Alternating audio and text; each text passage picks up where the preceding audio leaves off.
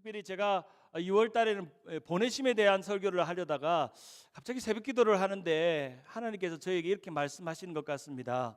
너는 교회를 섬기는데 어떤 일을 결정하고 당회장으로 선택하고 판단할 때 너는 어떤 기준으로 그 일들을 하니? 라고 물으시는 것 같았습니다. 그때 주님께 그랬죠. 주님, 저는 그래도 교회 경험이 많아요. 어렸을 때부터 교회 경험을 많이 했고 저는 사역한 교회만 해도 대여섯 교회가 됩니다. 그리고 나이는 어리지만 어느 목사보다 자신 있습니다. 경험도 많고요, 아는 것도 많고요, 웬만한 사람들보다 많이 압니다. 또 그래서 저는 분명하게 제가 가지고 있는 오피니언, 생각, 이것이 바르다고 생각합니다 라고 생각하고 기도하고 있었습니다. 근데 주님이 이렇게 말씀하십니다. 너와 너의 한미교회가 예수님 잘 믿으려면 이것을 계속 질문해야 돼. 그 질문은 예수님이라면 어떻게 하셨을까? 예수님이라면 한미교회 목회를 어떻게 할 것 같니? 예수님이라면 한미교회에 출석하는 성도들이 어떻게 믿음 생활할 것 같니? 라고 저에게 묻는 것 같았습니다. 미국에서 1800년도에 책 중에 가장 히트를 친 책이 In His Step이라는 책이 있습니다. 이 책 바로 우리가 좀 전에 읽었던 제목 What Would Jesus Do의 책입니다. 찰스 쉘턴이라는 목사님이 자신들이 성도들을 목회하는데 성도들이 변화가 일어나지 않고 삶에 사회에 변화가 일어나지 않고 세상에 변화가 일어나지 않는 걸 보면서 왜 예수 그리스도를 믿는 사람들이 그저 교회는 열심히 다니는데 신앙생활은 열심히 다니는데 하고 있는데 왜 변화가 없지? 왜 삶이 바뀌지 않지? 왜 세상은 바뀌지 않지? 라고 하는 의문을 가지면서 안일한 신앙생활을 하는 성도들에게 도전을 주는 책이 바로 예수님이라면 어떻게 하셨을까라는 도전입니다. 그냥 신앙생활을 하고 있지만 정말 세상을 변화시킬 만한 믿음이 없는 그런 그리스도인들을 보면서 200년이 지난 오늘 2000년도에 살아가고 있는 오늘 우리에게도 이 질문은 여전히 유효합니다. 예수님이라면 어떻게 하셨을까? 내가 당하는 이 상황, 교회 안에서의 결정, 내 삶의 일상의 시간 속에서 예수님은 어떻게 하셨을까? 날마다 고민하는 생각을 갖게 됩니다. 그래서 미국에서 성경만큼 가장 많이 팔린 책이 바로 이 What Would Jesus Do라는 이 찰스 쉘턴의 목사님의 책이 팔렸는데 한동안 이 그리스도의 발자취를 따라가는 운동으로 WWJD 운동을 한동안 티셔츠를 입고 팔찌를 만들고 그런 운동을 했는데 저도 우리 교회에 이 2월 한 달 동안 이 운동을 해보려고 합니다. 내일 크루즈 가시는 분들 있죠? 다 이 팔찌를 차고 오세요. 그래서 한미교회를 찾는 방법으로 이 팔찌를 보고 찾도록 그래서 WWJD 이것을 한번 새겨보려고 합니다.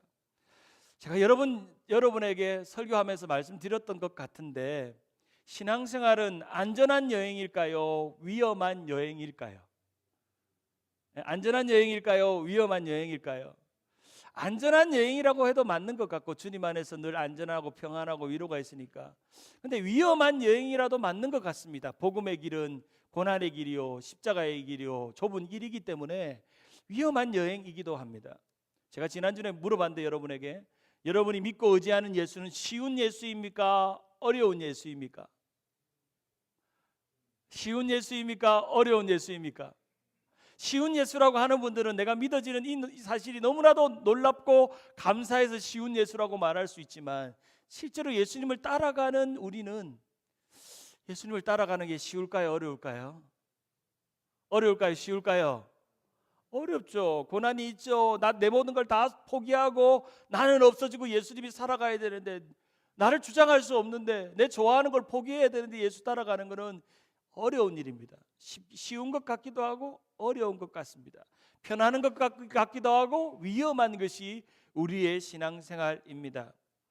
제가 자주 말씀드리는데요. 올해 특별히 더 말씀드리는데요. 신앙생활에 부담이 없어지는 순간 여러분의 믿음은 바닥을 치게 마련입니다.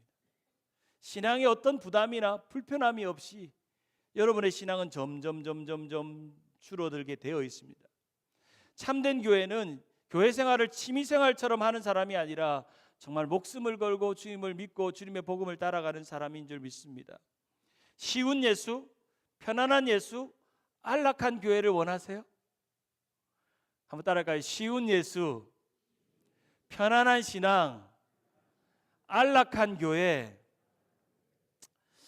이런 예수를 원합니다. 그러나 아쉽게도 성경 어디에도 예수를 따라가는 것이 쉽다, 예수를 믿는 것이 편안하다, 예수를 믿는 교회는 안전하다고 말하지 않습니다. 우리가 예수님을 잘 믿으면 믿을수록 어려운 예수를 보게 됩니다. 예수를 더 많이 가까이 대할수록 편안한 신앙이 아니라 불편한 신앙을 만나게 됩니다.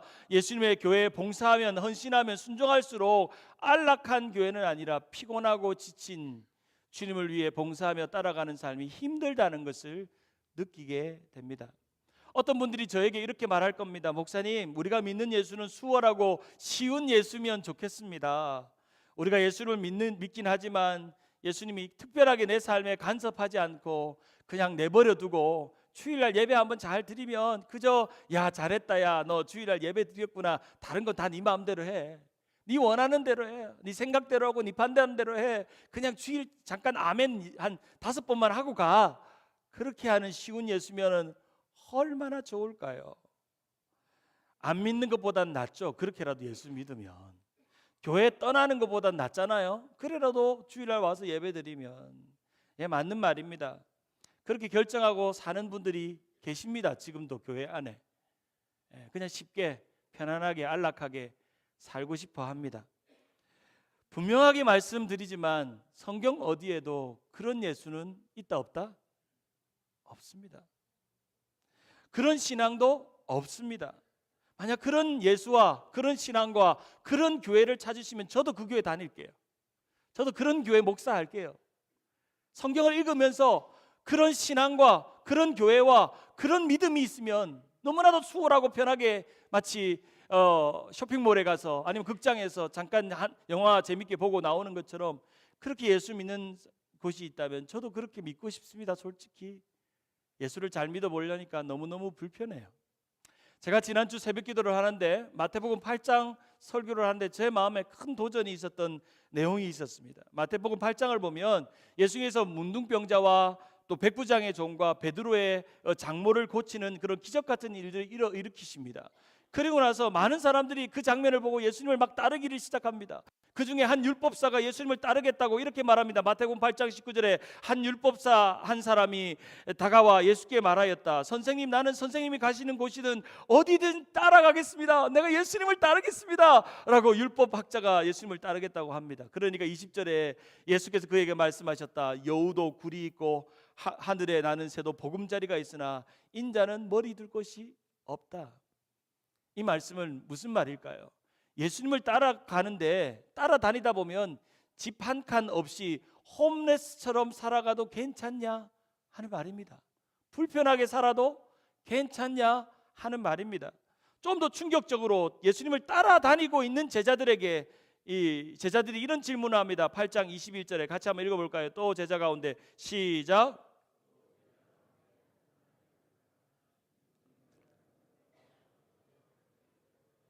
22절에 예수께서 그에게 말씀하셨다. 너는 나를 따라오너라. 죽은 사람의 장례는 죽은 사람이 치르게 두어라. 주님, 부모님이 돌아갔는데요, 예수님 따라가고 있는데요, 부모님 장례 치르고 가면 되지 않을까요? 라고 말하는데 예수님 뭐라고 말씀하시냐면 부모 장례 할 시간 없이 예수님 따라다녀야 된다 라고 말씀하십니다. 주님은 오늘도 교회에 머물고 있는 여러분에게 너 나 따라다닐 자신 있니? 라고 물어보고 계십니다. 한번 따라할까요? 너는 나를 따르라. 주님은 follow me, 나를 따라와라 라고 명령하십니다. 이 말이 끝나자마자 제자들이 예수님과 함께 8장 23절에 배에 오릅니다. 예수님을 따르겠다고 결정한 거죠. 예수님을 따라온 겁니다.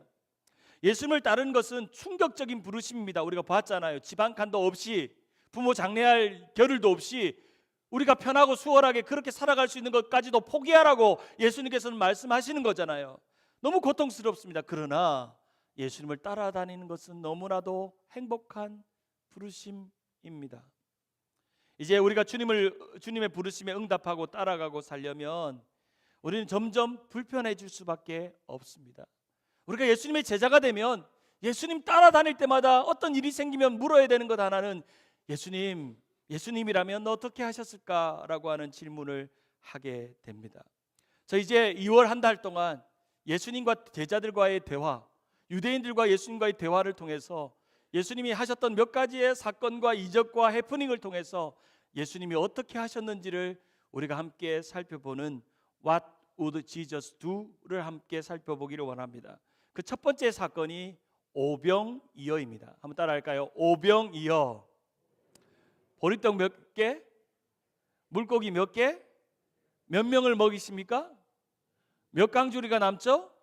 12강줄이가 남는 이 그림처럼 보리떡 5개와 물고기 2마리의 사건을 우리가 함께 살펴보려 합니다. 이 에피소드는 우리가 그리스도인으로 겪는 두 가지의 상황에 대해서 이야기합니다. 첫째는 배가 고프고 먹을 것이 없는 우리의 현실, 그리고 주님께서 믿음으로 그 떡을 떼어서 나누어 주시는 믿음의 현실을, 두 가지를 같이 묘사해 줍니다. 현실과 믿음이죠. 한번 따라할까요? 현실과 믿음. 우리가 예수님을 믿지 않았다면 우리 눈앞에는 현실대로 살아가면 됩니다. 그렇죠? 믿음이 없기 때문에, 예수님을 모르기 때문에 내 느낌대로, 내 욕망대로, 내 생각대로, 내 경험대로, 내 판단대로, 현실대로 살면 됩니다. 현실, 내 눈앞에 보이는 대로. 그런데 신기하게도 너무나도 놀랍게도 내게 믿음이라는 게 생겨버렸습니다. 성경을 읽으면 읽을수록 그 말씀에서 주시는 믿음대로 살아야겠다는 마음과 결심과 용기가 생깁니다. 주일마다 설교를 듣는 동안 내 안에 나도 모르게 믿음이라는 게 생겨버렸습니다. 믿음의 상황들이 생겼습니다. 현실과 믿음 사이에서 어떤 것을 선택해야 될지를 고민하게 되어 있더라 하는 것입니다. 아는 만큼 그렇게 현실대로 살아갔지만 이제 아는 것이 달라졌습니다. 말씀을 알게 됐습니다. 예수님을 알게 됐습니다. 믿음대로 살아가고 싶은 생각이 생겼습니다. 그때마다 묻는 질문, 현실과 믿음 사이에서 예수님이라면 어떻게 하셨을까? WWJD를 생각하게 됩니다. 예수님께서 어떻게 하셨을까요? 현실과 믿음 사이에서 현실을 택하셨을까요? 믿음을 택하셨을까요? 어떻게 하셨을까요? 결론은 뻔합니다. 예수님은 믿음을 택하셨습니다. 그리고 예수님은 현실의 모든 것들을 포기하라고 명령하십니다. 나를 따르려면 현실의 모든 것들을 포기해야 해 라고 말씀하고 계십니다. 우리의 신앙을 현실에 둘지 아니면 믿음에 둘지, 어떤 이것을 좀 더 균형감 있게 살아가야 될지는 여러분의 몫입니다. 주일날 예배 드릴 때는 믿음이 가득하고 믿음의 시각으로 살 것 같은데 세상에 닥치는 수많은 내 눈앞에 있는 펼치는 현실적인 문제들 앞에서는 여전히 우리는 계산하고 생각하고 내 경험대로 하고 내 느낌대로 내 욕망대로 쫓아가는 것이 우리의 인생입니다. 오늘 우리가 주목하는 사건의 이름이 뭐죠? 기적의 이름이 뭐죠? 오병이어입니다. 이 오병이어는 사복음서에 다 등장합니다. 마태복음 14장, 마가복음 6장, 누가복음 9장, 요한복음 6장에 3번, 4번 다 등장을 합니다. 얼마나 이 구절이 중요한지 제가 신학대학원 입학할 때 첫 번째 1번 문제가 이것이었습니다. 예수님의 기적 중에 사복음서에 모두 등장하는 사건을 기록하고 해당 장절을 쓰시오. 제가 맞췄을까요? 틀렸을까요? 틀렸을까요? 1부 때는 맞췄다고 이야기하는데 제가 1번부터 맞췄습니다. 4개의 이 장절을 쓱 쓰고 그것을 맞췄죠. 이 오병이어의 사건은 예수님이 공생애가 3년 기간이었는데 3년 기간 중에 이제 2년이 지나고 마지막 1년이 남아 있는 마지막 예수님의 공생애가 끝나는 시점에 일어난 사건이었습니다. 4개의 복음서마다 각각의 다른 관점에서 이 오병이어를 기록하고 있는데 유독 이 요한복음에는 특별히 디테일하게 이 오병이어를 기록하고 있습니다. 특별히 이 요한복음에는 실명을 거론합니다. 빌립과 안드레와라는 제자들의 이름을 거명하면서 예수님과 그들과의 나누었던 대답, 그리고 예수님께 질문했던 의도, 그들이 했던 대답을 설명하면서 이 오병이어의 사건들을 설명합니다. 이때는 갈릴리 바다 디베라의 언덕에서 수많은 각색병자들을 예수님이 고치시고 이제 뉘엿뉘엿 오후가 지나서 이제 저녁 3시가 지나가는 시점에 와 있었습니다. 언덕 거기에 앉아 있어서 모두 다 하루 종일 열심히 사역을 했는지 예수님을 따라다니는 게 너무너무 배가 고파서 다 허기진 배를 안고 거기에 모여 있었습니다. 다른 복음서에는 이렇게 말합니다. 마태복음 11장 14절, 예수께서 나오사 큰 무리를 보시고 불쌍히 여기사 그 중에 있는 병자들을 고쳐주셨다고 말합니다. 마태복음 6장 35절 같이 한번 읽어볼까요? 시작. 때가 저물어 가매 제자들이 예수께 나와 여짜오되 이곳은 빈들이요 날도 저물어 가니. 누가복음 9장 12절 한 번 더 읽어봅니다. 시작. 날이 저물어 가매 12사도가 나와 여짜오되 무리를 보내어 두루 마을과 촌으로 가서 유하여 먹을 것을 얻게 하소서. 우리가 있는 여기는 빈들이니이다. 그들이 있는 곳이 어디라고요? 빈들. 비어 있다는 거예요. 비어 있다는 거. 아무것도 empty. 아무것도 없다는 겁니다. 우리가 짧은 이 사복음서에서 등장하는 이 오병이어가 일어나기 전까지의 상황을 우리가 요약해 보면 이렇습니다. 병들고 고통받는 사람들이 아이고 배야, 아이고 허리야, 아이고 몸이야 곳곳에서 신음하면서 있었고, 그들은 몸도 아팠을 뿐 아니라 배도 고팠고, 이제 집에 가려고 하니까 니엇니엇 해는 져가고 있고, 돌아와서 뭐 먹을 것 없나 쳐다보니까 거기는 빈들이고. 여러분, 이 장면은요 오병이어가 일어나기 전에 우리의 상황과도 너무나도 비슷합니다. 질병과 고통이라는 현실, 해가 저물어 가는 어두워져 가는 현실, 아무것도 찾을 수 없는 빈들, 이 모든 것이 우리가 오늘 이 이민 땅에서 겪는 우리의 경제적인 형편, 우리의 육신의 형편, 우리의 영적인 형편을 상징적으로 보여주는 장면이 바로 이 빈들이라는 단어 속에 등장합니다. 더 문제가 되는 것은 이제 유대인의 명절이 다가왔습니다. 6장 4절에 보면 마침 유대인의 명절이 6월절에 가까워왔다라고 말합니다. 명절이 왔다는 게 왜 그들에게는 큰 문제인가? 이제 이 명절이 되면 가게의 문을 다 닫습니다. 여러분, 우리가 설 명절에 어디 식당 가서 뭐 먹을 수 있습니까? 한국에 갈 때 종로만 가도 가게 문들을 다 닫아요. 명절이 되면 가게 문을 닫아서 뭘 사올 데가 없습니다. 그리고 또 하나 문제는 사람들이 너무너무 배가 고파 있다는 사실입니다. 마태복음 15장 32절에 보면 그들이 먹지 못한 날이 언제인지를 기록하는데 이미 사흘을 먹지 못했다는 거예요. 사흘 동안 예수님을 쫓아다니면서 다니다가 보니까 기적이 막막 일어나니까 그들은 배고픈지도 모르고 주님의 기적과 주의 말씀을 듣다가 이제 모든 것이 끝나고 나니까 너무 배가 고픈 거죠. 실제로 유대인들은 하루에 식사를 2끼 합니다. 2끼. 실제로 우리가 세 끼는 이 현대인의 질병을 만드는 가장 큰 원인인데, 고대 사회에서 한국의 우리 그 옛날의 전통에 보면 하루 식사를 2끼 합니다. 2끼. 점심이라는 게 점을 찍는다는 의미죠. 점.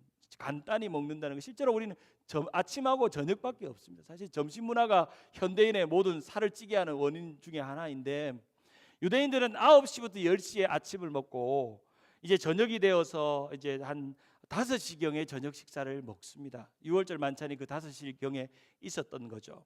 이제 5시 저녁 식사가 다 돼가는 그 오후 3시쯤에 사람들이 뭐 먹을 거 없나 찾아보고 있었던 상황입니다. 그런데 문제는 배도 고프고 빵을 사올 데가 있어요, 없어요? 없었다는 겁니다. 6장 5절에 보면 빌립에게 이르되 우리가 어디서 떡을 사 이 사람들을 먹게 할까? 그런데 빵도 없고 배도 고프고 빈들인데, 그들의 또 다른 문제는 빵이 있다 하더라도 뭐가 없습니까? 뭐가 없습니까? 머니 해도 머니가 없다는 거예요. 돈이 없다는 겁니다. 6장 7절에 보면 빌립이 이렇게 말합니다. 빌립이 대답하되 각 사람으로 조금씩 받게 할지라도 200데나리온의 떡이 부족하다. 돈으로 사와도 이 많은 인원 5,000명이 숫자만 5,000명으로 카운트했을 뿐이지 실제로 10,000명 가까이 되는, 여자와 아이들을 포함하면 10,000명 가까이 되는 사람들을 마을에서 돈이 있다고 하더라도 먹일 수가 없고 빵 살 데도 없고 그들은 배고프고 그런 고통 중에 있었다는 겁니다. 이 모든 문제를, 이 현재적인 상황을 요약해 보면 이렇습니다.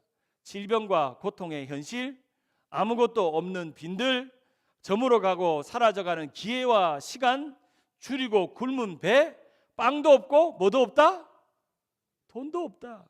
오병이어 사건이 일어나기 전에 상황입니다. 실제로 우리가 이 세상에서 겪는 우리의 경제적인 어려움, 우리의 영적인 어려움, 우리 육신의 어려움을 말합니다. 이런 형편을 예수님이 아셨을까요? 모르셨을까요? 예수님도 인간인데 어디에서 떡을 사며 어디에서 빵을 사며 어디에서 돈을 구해오는지 예수님도 상식적이고 이성적이고 예수님과 합리적이고 계산을 할 줄 아는 분이셨습니다. 아셨습니다. 그런데 희한하게 예수님께서 제자들에게 이렇게 물으십니다. 우리가 어디서 떡을 사며 이 사람들을 먹이겠느냐? 예수님이 몰라서 그것을 물은 것이 아닙니다. 6장 5절에 보면 예수께서 눈을 들어 큰 무리가 자기에게 오는 것을 보시고 빌립에게 이르시되 우리가 어디서 떡을 사서 이 사람들을 먹이겠느냐. 예수님은 먹이고 싶다는 거예요. 얘들을, 나를 쫓아오는 이들이 굶주리고 배고프고 돈도 없는 걸 아시는데도 내가 이들을 먹이겠는데 그냥 먹이지 않고 나를 따라오고 있는 빌립과 안드레와 12제자에게 물으십니다. 어디에서 떡을 사서 이것을 먹이겠느냐 물으십니다. 이 질문에 대해서 오늘 본문은 예수님의 의도를 이렇게 말합니다. 6장 6절에 같이 한번 읽어봅니다. 시작. 이렇게 말씀하시면 친히 어떻게 하실지를 아시고 빌립을 시험하고자 하심이라. 여기서 중요한 말은 빌립이 뭐라고 행할지를 예수님께서 알았다 몰랐다? 알고 그들을 테스트했다는 겁니다. 사랑하는 여러분, 우리의 인생에 일어나는 결핍이나 문제나 어려운 상황들은 모두 다 하나님의 테스트입니다. 직업을 잃었습니까? 건강을 잃었습니까? 삶에 문제가 있습니까? 삶에 어려움이 있습니까? 삶이 고단합니까? 내 인생은 어찌 그런지 매일매일 광야 같고 빈들 같고 내 마음이 씨름이고 고통과 어려움이 있습니까? 하나님이요, 여러분이 어떻게 할지를 보고 계셔요. 여러분 마음의 테스트를 하고 계십니다. 그 고난과 어려움을 통해서 어떻게 반응하는지를 보기를 원하십니다.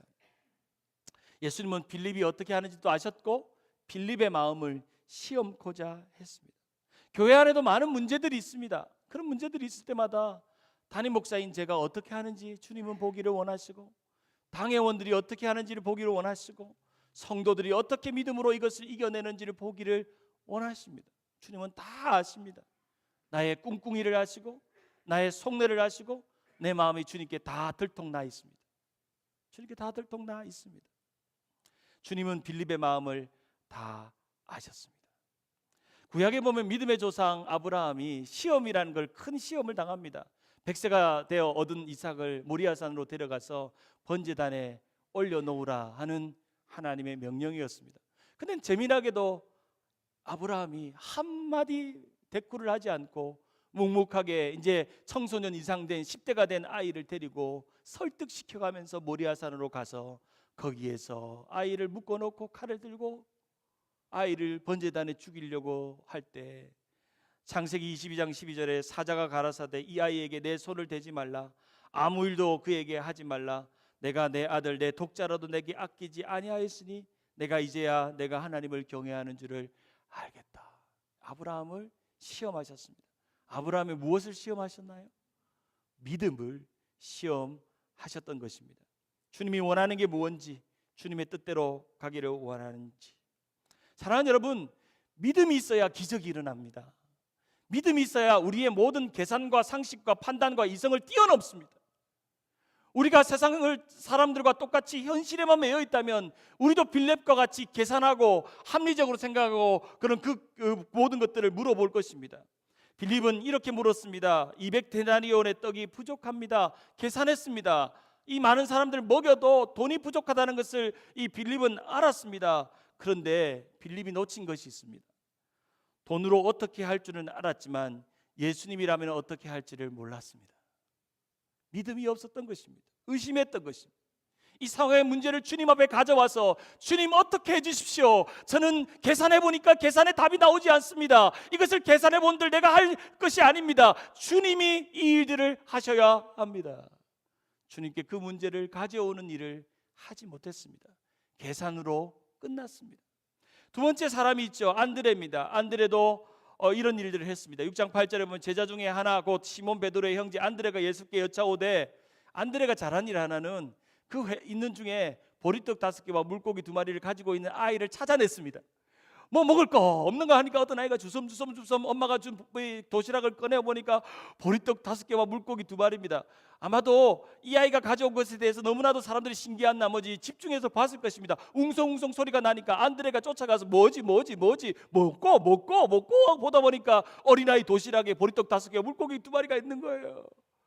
여러분, 여기까지는 좋았습니다. 안드레가. 근데 오늘 본문의 2장 6장 9절을 한번 읽어봅시다. 시작.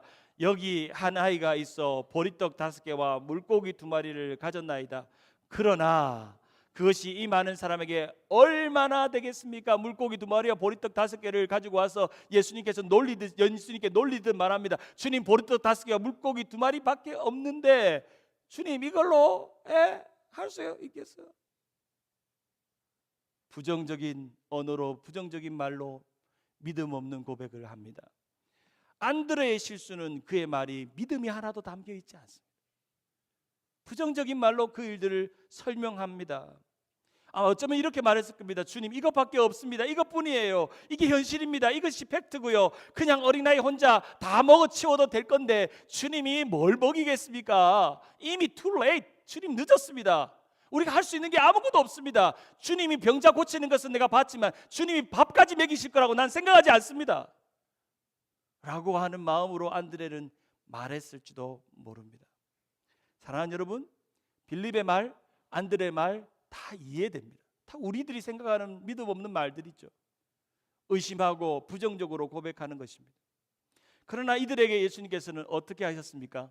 아무 말도 하지 않으시고 6장 10절에 예수께서 가라사대 이 사람들을 앉으라 하신대 그곳에 잔디가 많은지라 사람들이 앉으니 수요가 5,000명쯤 되더라. 예수께서 떡을 가져 축사하신 후에 앉은 자들에게 나눠주시고 고기도 그들에게 저희의 원대로 주시니 저희가 배부른 후에 예수께서 제자들에게 이르시되 남은 조각을 거두었더라. 여러분, 이 말씀이 실제로 일어난 일인 줄 믿으십니까? 정말 믿으세요? 오병이어가 믿어지세요? 그러면 여러분의 말을 바꾸셔야 됩니다. 오병이어를 믿는다면 여러분이 계산과 합리와 이성이 믿음보다 앞서지 않게 말해야 합니다. 여러분이 생각했던 부정적인 생각들, 마음들, 내 삶에 일어나는 모든 어려움들을 믿음으로 돌파할 수 있어야 합니다. 주님이라면 어떻게 하셨을까요?